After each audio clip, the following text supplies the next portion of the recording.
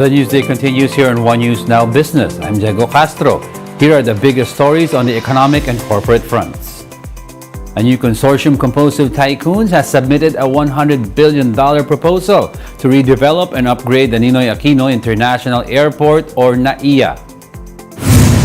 The Manila International Airport Consortium is composed of 6 Filipino conglomerates and a US-based firm, namely Aboitiz Infra Capital, AC Infrastructure Holdings, Asia's Emerging Dragon, Alliance Global Infra Corp Development, and Philinvest Development, JG Summit Infrastructure Holdings, and the Global Infrastructure Partners. The MIAC says the unsolicited proposal to upgrade NAIA includes a significant upfront payment, as well as committed investments in new facilities and technology. With its proposal, the consortium hopes to serve up to 62.5 million passengers annually by 2028. That's more than double the airport's current capacity of 31 million passengers per annum. The country's net outflow of hot money narrowed in March.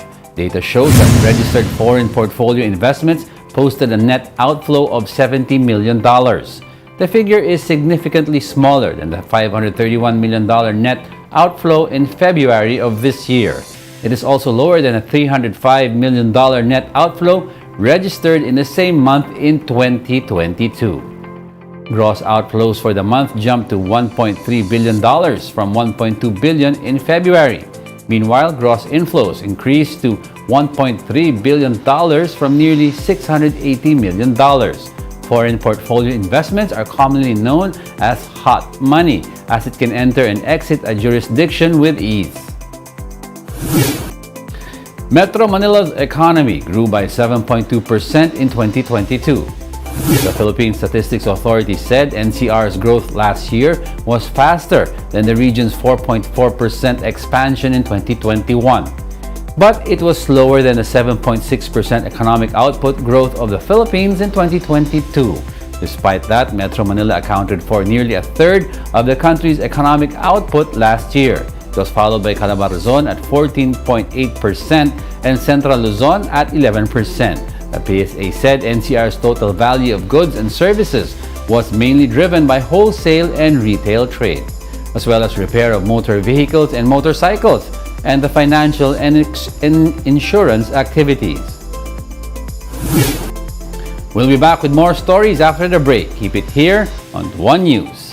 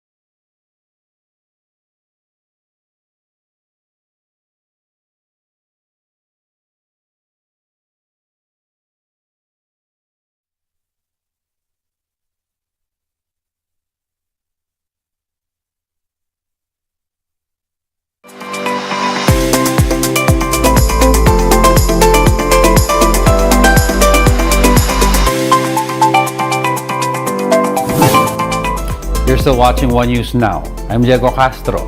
The Energy Department announces that Unit 1 of the Suwal coal-fired power plant will undergo an unplanned maintenance over the long weekend. The agency says the maintenance of the 647 megawatt plant aims to resolve a buildup of a leak from the plant's boiler tube and cleaning of the generator's starter lot bar to rectify increase in temperature. The Energy Department is optimistic that there will be minimal to no power interruptions as the maintenance falls on a long weekend when demand is low. The DOE calls on the public to rationalize the use of power during peak hours, specifically 11 a.m. to 12 noon, 2 p.m. to 3 p.m., and 6 p.m. to 7 p.m. Over in Occidental Mindoro, residents will be getting more hours of much-needed power per day after the National Electrification Administration and a power generator irked a supply deal. JC Cosico with the details. From just 4 hours, Occidental Mindoro will have up to 7 hours of electricity daily. This is after the National Electrification Administration and Power Systems Incorporated reached a power supply agreement. The additional power requirement will be sourced from the PSI's plant in San Jose Town, which has a capacity of 5 to 6 megawatts. The NEA says this would be in effect by 12 noon on Saturday. By Saturday, we are sure that 5 megawatt capacity will be added up. Well, let's not talk of reduced brownouts, but rather increase the hours of electricity supply. From 4, hopefully it can reach by 7. The agreement will last for 2 months to ease power woes in the province, which is currently under a state of calamity. The government will shoulder the cost of the operation, which amounts to around 58 million pesos a month. NEA Administrator Antonio Almeida explained the deal would only last for a couple of months because the rollout of 17 megawatts from the DMCI Power Corporation is expected during the same period. This will complete the 29 megawatt power demand of the whole province. Once completed, NEA hopes there will be no power interruptions in the province at least until March 31, 2024. This when the power supply agreement between the Occidental Mindoro Electric Cooperative and DMCI Power Corporation ends, after which the OMICO will conduct a bidding for its long-term energy requirements. Before the expiration of 1 year, we just have to make sure that there is a CSP in place and there is a replacement power for the subject capacity in the EPSA. Meantime, 2 units of diesel generator sets will be shipped to Occidental Mindoro to supply power in hospitals and schools in the area. 2 more diesel generator sets are also on standby. Residents are advised to brace for higher bills as power rates are expected to go up. For News 5, JC Cosico, we are One News. President Bongbong Marcos vows for consistent implementation of infrastructure project. As part of that promise, he led the contract signing for portions of North-South Commuter Railway on Thursday. The project aims to cut travel time from Clark International Airport to Calamba, Laguna from 4 hours to just 2 hours. The completion of the full NSCR line will bring greater convenience for our commuters. We expect not only decongestion along our main thoroughfares, especially within Metro Manila, but also faster travel times for commuters in general. Aside from public convenience, Marcos Jr. said the NSCR is expected to bring more economic activities in connected areas. The project, worth over 873 billion pesos, would accommodate around 800,000 passengers daily by as early as 2029. Amid the looming El Niño phenomenon, President Marcos has signed an executive order creating a Water Resources Management Office under the Environment Department. The EO states that the office shall primarily be responsible for integration and harmonization of government efforts to ensure availability of water resources in the country. The WRMO is also mandated to, quote, ensure the immediate implementation of the integrated water resources management in line with the UN Sustainable Development Goals and formulate a corresponding water resources master plan. The office will be headed by an undersecretary to be appointed by the President, upon the recommendation of the DENR Secretary. The railway will also spur economic activities in the interconnected regions and in all the areas in between. Moreover, it will promote environmental sustainability and public health.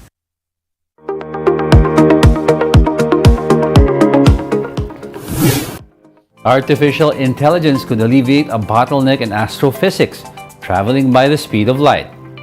Here's how. Artificial intelligence could alleviate a massive bottleneck in astrophysics, the speed of light. Here's the thing. If you sent a message to a spacecraft on the Sun, assuming it hasn't melted, it'd take 8 minutes to get there. A reply would take another 8 minutes. Not a huge deal, right? Well, let's take the next nearest star to the Earth, Proxima Centauri, which also hosts the nearest known exoplanet to us. Your same exchange would have a round trip of more than 8 years. So even if we devise a way to send spacecraft to it, and that's a massive if, it'll be unmanned because humans don't live long enough to get there, and it'll need to make intelligent decisions on its own. Otherwise, a follow-up question for clarification would take another 8 years. As long as the speed of light is a fundamental limit to communication in space, we're going to need extraordinarily intelligent machines to make every decision on location for us, so the years-long wait for our first answers are comprehensive, indisputable, and final.